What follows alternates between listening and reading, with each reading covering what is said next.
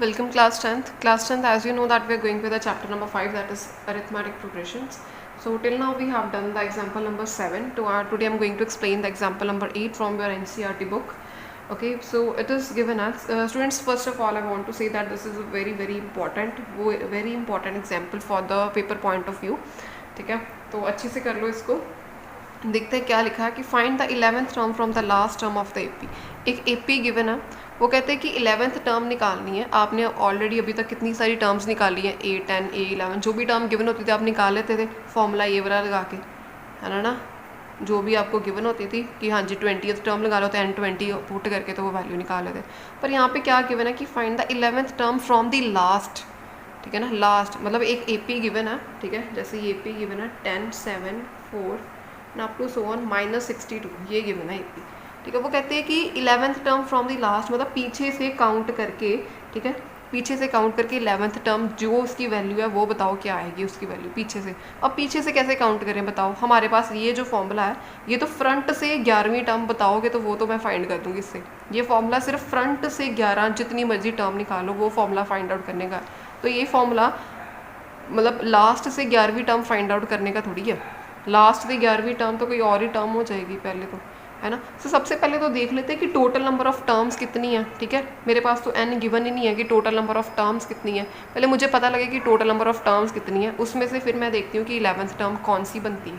ठीक है, पहले टोटल तो पता लग जाए कि टोटल कितनी है टर्म्स मेरे पास. ठीक है, तो देखो यहाँ पर अगर AP ये गिवन है तो A की वैल्यू अगर मैं 10 ले लूँ, ठीक है, what is the value of D. 7 - 10 करना बेटा, 10 - 7 नहीं करना, 7 - 10 इज़ -3. ओके बच्चे, A और D आ गया. यहाँ पे मेरे पास AN भी गिवन है. AN is the last term, that is this. So what is the formula. AN equal to A + n - 1D. AN की वैल्यू -62, 10 + n - 1, D की वैल्यू -3. इसको बेटा सॉल्व कर लो. ठीक है, 10 - 3 + 3, ठीक है, -62 इज इक्वल टू ये आएगा 13 - 3n. -62 - 13 is equals to -3n. okay, and it becomes 5 and ठीक है जी. तो n की वैल्यू 75/3. n यहाँ पे बच्चे मेरे पास आ जाएगा 25. ठीक है, n आ गया 25. n यहाँ पे क्या है, टोटल नंबर ऑफ टर्म्स है. ठीक है ना, ये 11th term from the last का है. टोटल नंबर ऑफ टर्म की गिनती करके टोटल नंबर ऑफ टर्म्स कितनी है, 25 है. अब देखो यहाँ पे 25 टर्म्स हैं तो लास्ट से 11th निकालनी है मुझे. पीछे से 11वीं टर्म कौन सी होगी बताओ. ये देखो मेरी बात सुनो, मैंने इसको सम को सॉल्व करेंगे ना 2-3 तरीके हैं. This is the first method. Second method मैं अभी एक्सप्लेन करूँगी. 1-2 तरीका ये है कि 25 है, अगर मैंने यहाँ पे क्या किया 25 नंबर्स लिख लिए, 25 स्टार्स बना लिए. ठीक है, अब 11th term from the last करनी है. अब हम ये कर सकते हैं. देखो फॉर्मूला तो मेरे पास ये फ्रंट से कोई भी टर्म निकालने का है. फ्रंट से तो मैं देख लेती हूँ पीछे से 11वीं टर्म फ्रंट से कितनी बनती है ये देख लेते हैं. ठीक है, पीछे से 11वीं टर्म देखो 1 2 3 4 5 6 7 8 9 10th term and this is the 11th term. It means कि 15th टर्म वो ऐसी टर्म है जो आगे से काउंट करूँ 1 2 3 4 5 6 7 8 9 10 11 12 13 14 15 आगे से फ्रंट से क्या बन रही है, आगे से फ्रंट से बन रही है, फ्रंट से बन रही है 15th टर्म. ठीक है ना, जो लास्ट टर्म है ना, लास्ट टर्म देखो बेटा 11th टर्म फ्रॉम लास्ट जो है ना वो क्या बन रही है, 15th टर्म फ्रॉम फ्रंट. समझ गए इस बात को. पीछे से काउंट करके 11th निकालो. ये नहीं 14 नहीं लिखोगे. ये देखो 1 2 3 4 5 6 7 8 9 10 और 11th निकालनी है. 11वीं छोड़ के ये नहीं ले लेनी, ये 12th बन जाती है. ये 11th 15 ही है. ठीक है, समझ गए हो. तो क्या है अब 11th term from the last is आगे से ये मैंने फ्रंट से काउंटिंग लिखी हुई है. फ्रंट से काउंटिंग लिखी है आगे से शुरू करके. आगे से काउंट करो तो 15वीं टर्म, पीछे से काउंट करो तो 11th टर्म. तो वो उन्होंने वही बताया कि 11th term from the last. ठीक है, तो 11th term from the last क्या है, 15th term from the front. और फ्रंट से 15वीं कोई भी टर्म निकालो उसका फॉर्मूला है मेरे पास. ठीक है। तो अब मुझे क्या निकालना है, यानी कि 15th term from the first, यानी कि A15 निकालना है, ठीक है। सो A15 की value a plus N minus 1d करके निकालोगे। a की वैल्यू 10 प्लस एन पुट करो 15 माइनस d था 3, ठीक है ना। तो ये आएगा 14 माइनस, तो 10 minus 42 is equals to minus 32। This is the minus 32 term क्या है, this is the 11th term from the last. इस AP में this is the 11th term from the last. एक तो ये तरीका है इसको करने का। एक अनदर मेथड है, वो भी मैं आपको बता देती हूँ। अनदर मेथड क्या है, इसको ना फाइंड आउट करने का एक डायरेक्ट फॉर्मूला है, नया फॉर्मूला है, ठीक है। वो मैं आपको समझा देती हूँ। एक न्यू फॉर्मूला है, डायरेक्ट फॉर्मूला, ठीक है। वो क्या फॉर्मूला है, जैसे मैंने यहाँ पर फाइंड आउट करना है 11th term from the last find out करनी है मुझे, ठीक है। तो देखो AP मेरे पास क्या गिवन है, ये वाली 10, 7, 4 up to so on minus 62, ठीक है। आप फॉर्मूला यहाँ पे लगाओगे L minus N minus 1D, ठीक है। This is the formula to find out any term from the last, any term, ठीक है, any term from the last. अगर आपको 11th गिवन है तो 11th निकालो, जो भी गिवन है, 12th गिवन है, 20th टर्म निकालो, 50th टर्म निकालो फ्रॉम द लास्ट। अगर लास्ट से गिवन आए तो ये वाला फॉर्मूला डायरेक्ट लगा सकते हो, आपके पास डायरेक्ट आंसर आ जाएगा, कुछ भी करने की ज़रूरत नहीं पड़ेगी। आप सिंपली L की वैल्यू बच्चे क्या है यहाँ पे माइनस 62, माइनस N की वैल्यू, बेटा N अब ये लेना है, जो गिवन होगी वो N है, ठीक है। माइनस 11 माइनस 1, D की वैल्यू बच्चे देखो कितनी है यहाँ पे माइनस 3, माइनस 62, माइनस ये देखो 10 मल्टीप्लाई माइनस 3, ठीक है, plus 30 which is equal to minus 32, ठीक है ना, माइनस 32। ये अभी माइनस 32 था, ये भी माइनस 32 था, ठीक है। ये देखो छोटा सा डायरेक्ट फॉर्मूला लगा के 1 मिनट में आंसर आ गया। ये वाला आप कोई भी कर सकते हो, ये कर लो जो आपको समझ सकता है, जो आपको ईजी लगता है, ये कर लो, चाहे ये कर लो एक्सप्लेनेशन करके, ओके। तो it is one of the important question, similar question आपकी एक्सरसाइज में भी है, आप खुद करोगे, okay. So next the question is,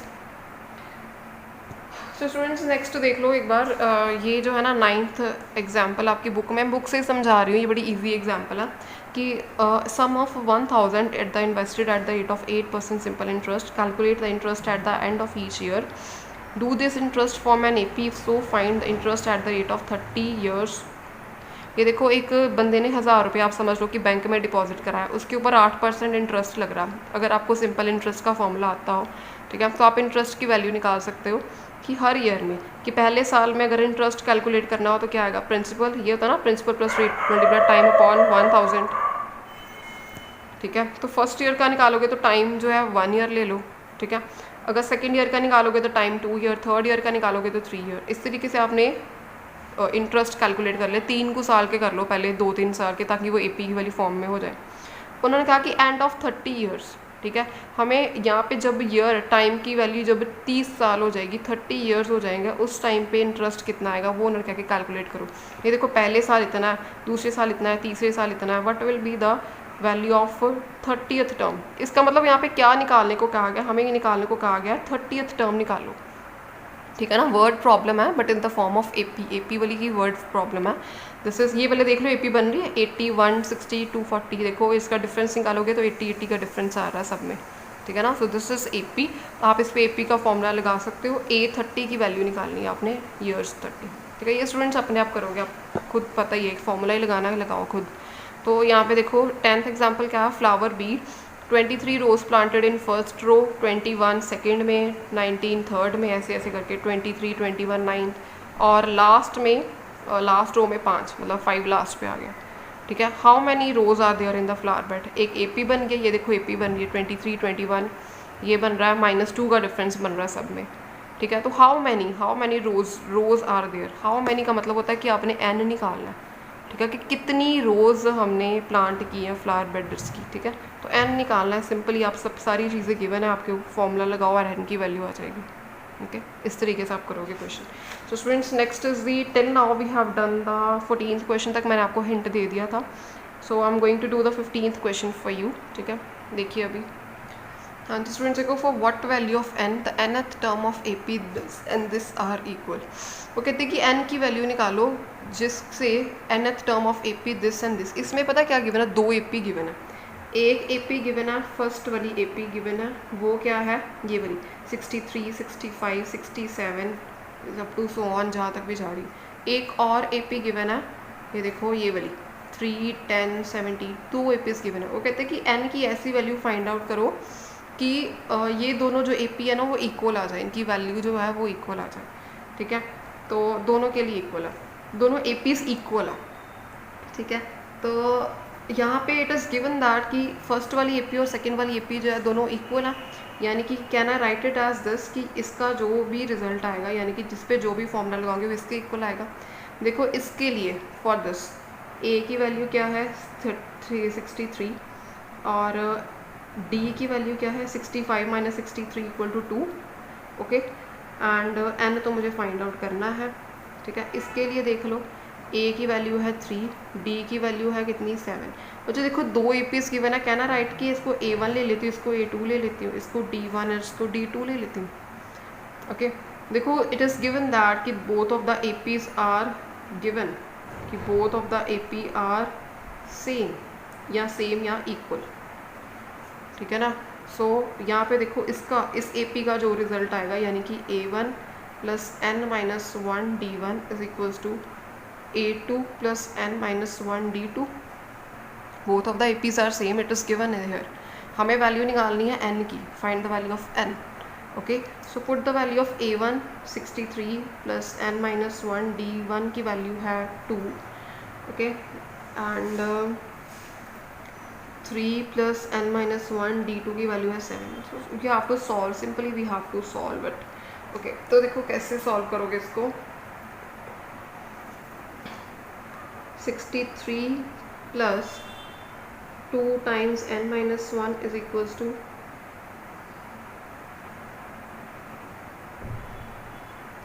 इसको इधर ऐसे सॉल्व कर लो, मेरे पास स्पेस नहीं है। ठीक है, देखो 63 माइनस 3 अगर मैं कर दूँ तो is equals to 7 times n minus 1 minus 2 times n minus 1। इसको सॉल्व करोगे क्या आएगा, 60 इज इक्वल्स टू, इसको सॉल्व कर लो अब, 7n minus 7 minus 2n plus 2 is equals to 7n minus 2n क्या हो गया 5n, ये क्या आ जाएगी वैल्यू -5। ठीक है, इसके आगे यहाँ पे 60 इधर plus 5 is equals to 5n, आगे 65। ठीक है बच्चे, is equals to 65 is equals to 5n, so n equal to 65 upon 5 which is equal to 13, n equal to 13 answer. इस तरीके से आप निकालोगे, दोनों AP को इक्वल कर देना, बस ये बात याद रखनी, ये वाली चीज़।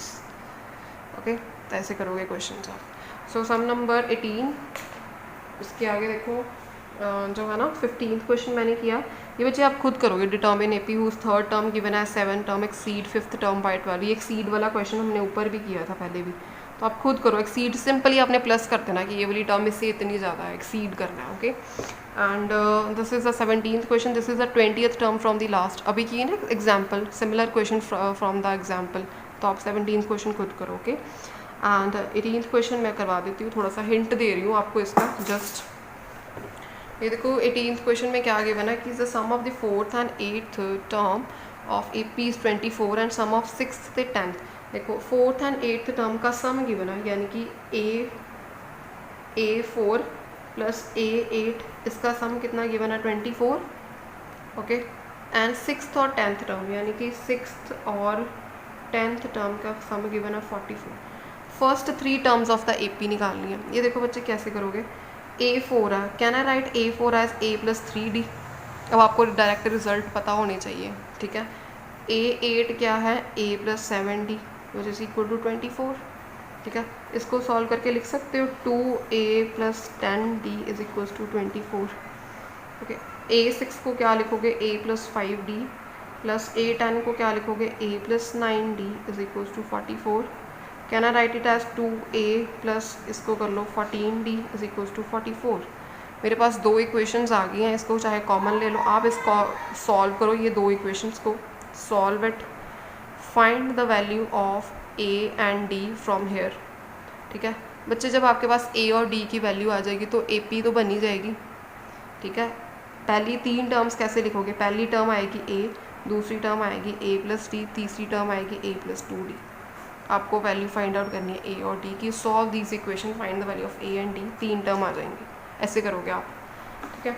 सो next is the 19th question and 20th question. बच्चे मैं सिर्फ बता रही हूँ, ये आपने खुद करना है, very easy question. Subba Rao started work in 1995, annual salary 5000 की, रिसीव्ड इंक्रीमेंट ऑफ 200 रुपये ईच ईयर, ठीक है। In which year is income become 7000। देखो 5000 सैलरी से किसी बंदे ने स्टार्ट किया, ठीक है। अब उसकी सैलरी जो है 200 रुपये हर महीने बढ़ रही है, ईच ईयर सॉरी। सो 5000 है, अगले साल कितनी हो जाएगी, 200 रुपये बढ़ रहे हैं, ठीक है।